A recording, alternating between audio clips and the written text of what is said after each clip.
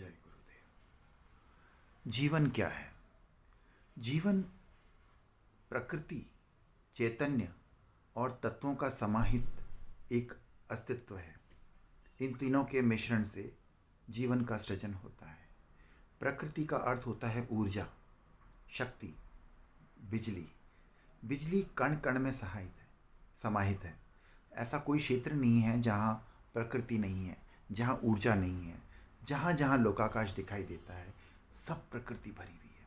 प्रकृति का एक स्वरूप है।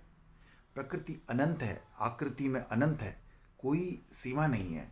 जहाँ भी हम जाते हैं, जहाँ भी हम जा सकते हैं, अगर मंगल ग्रह में भी पानी का अवशेष मिलेगा तो वो भी हाइड्रोजन और ऑक्सीजन के मिश्रण से ही मिलेगा। तो प्रकृति के बंधे बंधाए नियम हैं जो संपूर्ण जगत में एक सा चलता है।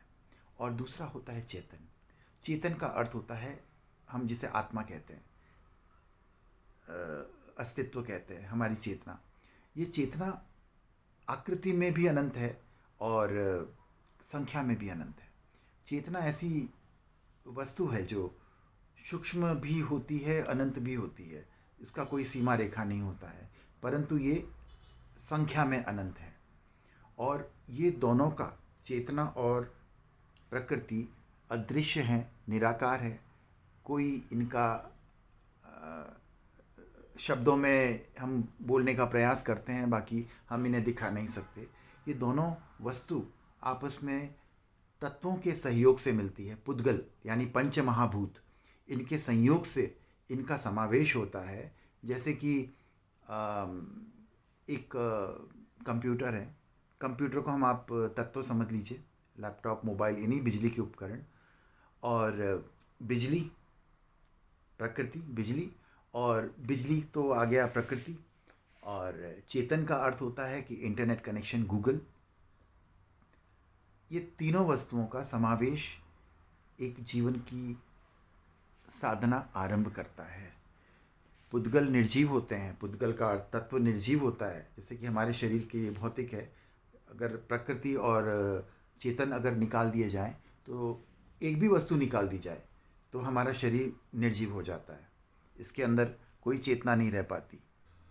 ऊर्जा के बिना हमारा शरीर, हमारा पंच महाभूतों का शरीर चेतन के रहते हुए भी कोमा में होता है, शव के समान। और प्रकृति मात्र चेतन के बिना हमारे शरीर में नहीं रहती, वो चेतन के साथ ही रहती है। चेतन यानी शिव तत्व, शिव और जगदम्बा, इन सब के दोनों के मिश्रण से शरीर बनता है। और हम जिस तरह कंप्यूटर की सहायता से अपने प्रोग्रामिंग्स और अपने कार्य को, टास्क को कंप्लीट करते हैं, उसी तरह हमारा शरीर ये जैसे कि यंत्र है, प्रकृति का बहुमूल्य यंत्र है। 84 लाख योनियों में, सभी जीवों में हमारा एक मानव यंत्र ही सर्वश्रेष्ठ यंत्र है, जिसमें मन भी होता है, चेतन में जागृति होती है, बुद्धि, विवेक होते हैं।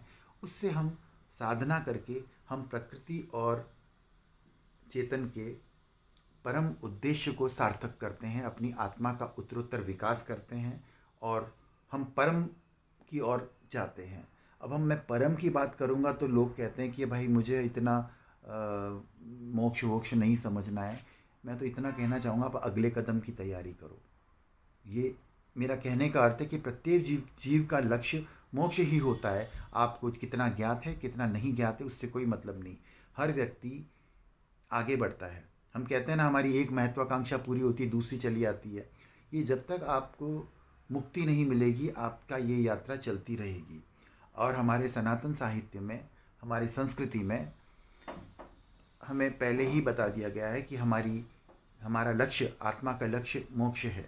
तो हमारे इस ज्ञान से, इस बुद्धि से हमारी यात्रा द्रुत गति में फास्ट हो जाती है, क्योंकि हमें पता है कि हमें कहाँ जाना है। तो हमें पता है रास्ते में कई भटकाव आएंगे, कई मंजिल आएंगी, कई पड़ाव आएंगे, पर हमें रुकना नहीं है।